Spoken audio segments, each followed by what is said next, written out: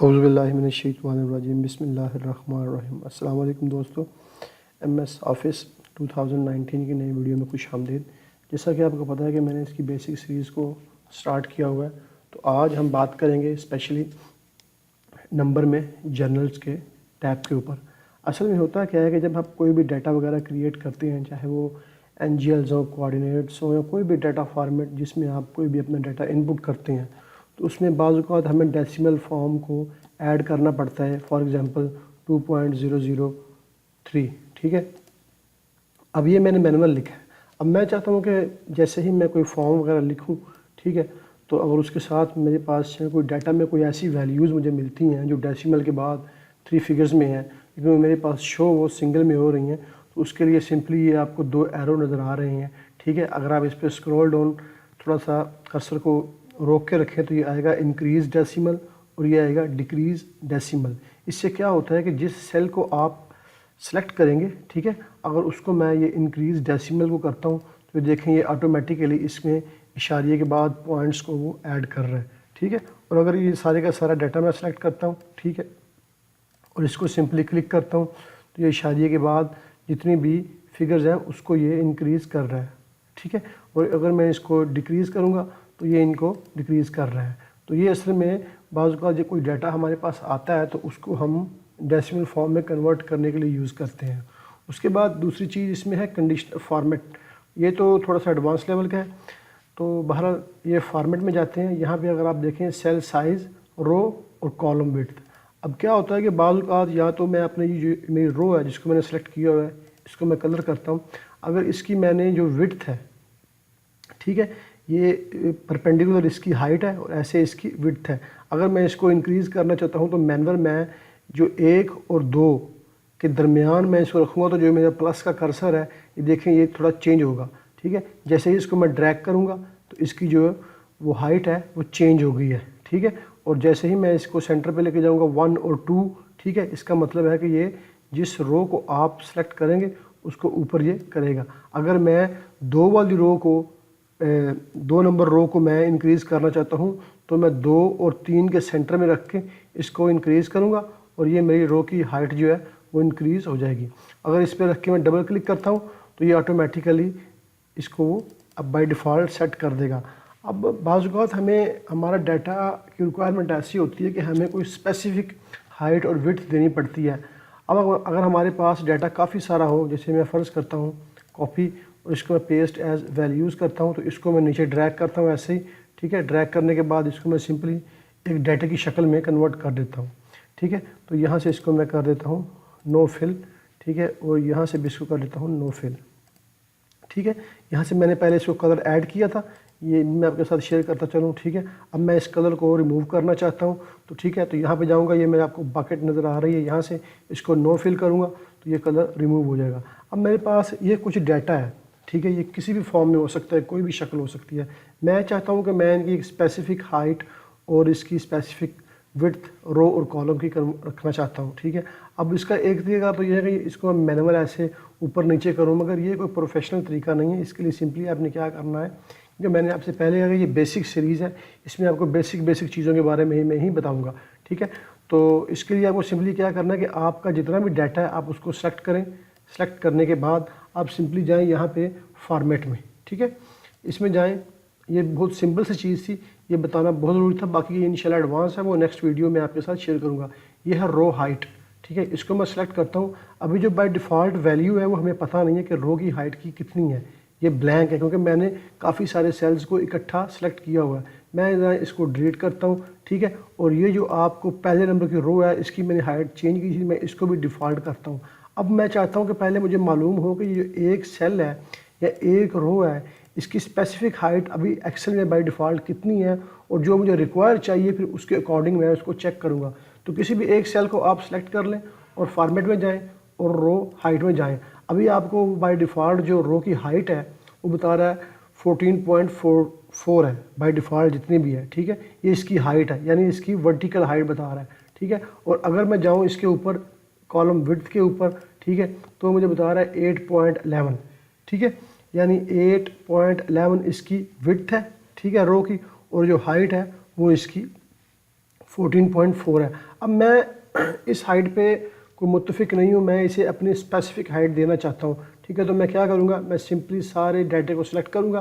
Select करने के बाद, क्योंकि जब मैंने इसे एक दफ़ा सेलेक्ट कर लेना है तो फिर इसकी बाय डिफ़ॉल्ट वैल्यू मुझे शो नहीं होगी, क्योंकि वो सेल्स को इस सिंगल सेल नहीं, मैंने पूरे डाटा को सिलेक्ट किया हुआ है, तो इसलिए मैंने पहले बाय डिफ़ॉल्ट उसके सिंगल को चेक कर लिया था। तो मैं फॉर्मेट में जाता हूँ, यहाँ पर रो हाइट, ठीक है, इसको मैं जाता हूँ, इससे मैं करता हूँ 20, इसको ओके करता हूँ, तो देखें इसकी जो हाइट है वो चेंज हो चुकी है। दोबारा मैं जाता हूँ विड्थ के ऊपर, तो इसको मैं कर देता हूँ 12, ठीक है। और ये देखें जितना डाटा मैंने इकट्ठा सेलेक्ट किया हुआ था, ठीक है, उन सारे का सारा वो जो है उसकी एक स्पेसिफिक वैल्यू के साथ जो मैंने हाइट दी है वो चेंज हो चुका है। मगर इसके नीचे 17 रो के बाद जो इसकी बाय डिफ़ॉल्ट वैल्यूज़ हैं वो वही हैं जो कि पहले थी, ठीक है। मगर जो हमने चेंज किया है उसको हमने एक अपनी स्पेसिफिक वैल्यू के अकॉर्डिंग उसको चेंज कर लिया। अब मैं चाहता हूँ कि इसके ऊपर कुछ बॉर्डर वगैरह से कुछ लाइनिंग वगैरह से लग जाएँ, तो उसके लिए सिंपली आपको क्या करना पड़ेगा, आपको ये फ़ॉन्ट के टैब में आएँ और यहाँ से आपको ये बॉटम बॉर्डर, इसको आप डाउन एरो से क्लिक करें और ये आपके पास हर किस्म के बॉर्डर के बारे में वो बता रहे हैं, ठीक है। तो स्पेसिफिक हमें कुछ चीज़ नहीं चाहिए, मुझे ऑल बॉर्डर चाहिए, तो मैं सिंपली इस पर ऑल बॉर्डर को क्लिक करूँगा, ठीक है। तो ये सारे के सारे पे बॉर्डर अप्लाई हो जाएगा, ठीक है। ये थी बेसिक चीज़ें। तो इसके बाद मैं चाहता हूँ कि ये बॉर्डर जो मैंने लगाया ये मैं डिलीट करना चाहता हूँ, मुझे ये नहीं रिक्वायर नहीं है, तो मैं इसके लिए सिंपली वापस जाऊँगा, ठीक है, और ये मैं इसको नो बॉर्डर कर दूँगा, तो ये बॉर्डर ख़त्म हो जाएगा। अब होता क्या है कि जब हम कोई डाटा सिविल 3D से इंपोर्ट करते हैं तो वो बाय डिफ़ॉल्ट इसी तरीके के साथ ऐसे बॉर्डर की शक्ल में आता है, ठीक है। तो फिर हमें वो बॉर्डर रिप्लेस करना पड़ता है, तो उस चीज़ों के लिए ये चीज़ें थी बहुत अहम थी। तो इसके अलावा इसमें और भी बहुत कुछ है। ये बॉटम बॉर्डर है, ठीक है, इसकी क्या अहमियत है, ये अगर आप देखें बॉटम बॉर्डर, अगर मैं एक स्पेसिफिक सेल को सिलेक्ट करता हूँ यहाँ पे, ठीक है, इस कंट्रोल से मैं इसको थोड़ा बड़ा करता हूँ ताकि आपको नज़र आ सके। अब मैं जाता हूँ यहाँ पे बॉर्डर के ऊपर, ये बॉटम बॉर्डर से मुराद है कि ये आपको सिंपली सिर्फ नीचे एक लाइन नज़र आएगी, ठीक है। अगर आप चेक करें तो ये नीचे आपको एक लाइन नज़र आ रही है, सिर्फ सिंपली एक लाइन बॉर्डर के ऊपर आपको नज़र आ रही है। अगर मैं इसको प्रिंट पे जाऊँ, ठीक है, तो आप देखेंगे कि ये सिंपल एक लाइन आपको नज़र आ रही है जो कि उसने बॉर्डर पे लगाई है। तो मैं वापसी जाता हूँ। अब मैं चाहता हूँ कि इसके ऊपर मैं ये टॉप बॉर्डर है, ठीक है, ये सिंपली उसने बॉटम और टॉप को लगा दिया। अगर आप यहाँ पे देखें तो ये आपको टॉप और बॉटम नीचे प्रिंट व्यू में नज़र आ रहा है, ठीक है। और अगर इसी को सिलेक्ट करके मैं दोबारा यहाँ पे जाऊँ, ठीक है, लेफ़्ट बॉर्डर यानी ये लेफ़्ट साइड पे बॉर्डर लग जाएगा, ठीक है। ये लाइन है, इनकी ज़रूरत पड़ती है बाज़ औक़ात हमें कोई ऐसी शीट्स या जो रिक्वेस्ट की शीट्स होती हैं उन्हें बनाना पड़ता है, तो उसके लिए हमें सिंपल बॉर्डर लगाने पड़ते हैं, ठीक है। तो मैं इसको यहाँ से राइट बॉर्डर करता हूँ, तो ये एक कंप्लीट एक उसने बॉर्डर लगा दिया है, ठीक है। मगर ये हमने 4 स्टेप्स के अंदर किया है, ठीक है, 4 स्टेप्स के अंदर ये बॉर्डर लगाया। अभी इसके नीचे सेल से अगर मैं सिंपली सिर्फ इतना ही कर दूँ यहाँ पे, ठीक है, इस 2 सेल छोड़ के मैं अगर सिंपल कर दूँ यहाँ पे सिर्फ ऑल बॉर्डर, तो उसको वो कंप्लीट चारों तरफ से वो क्लोज़ कर देगा।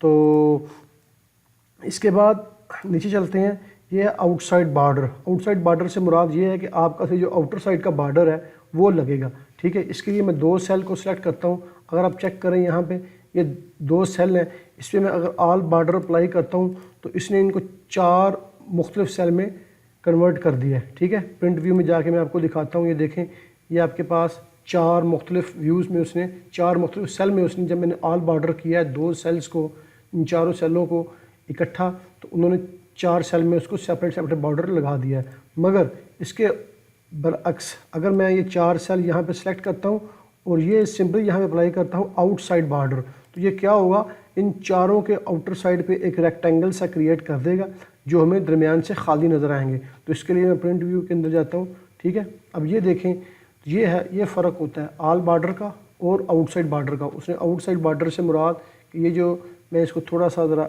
सेपरेट करता हूँ ताकि आपको देखने में क्लियर हो, इसको मैं नो बॉर्डर करता हूँ, ठीक है, और थोड़ा सा इसको मैं यहाँ पे, ताकि आप इस चीज़ को बेहतर तरीके से महसूस कर सकें।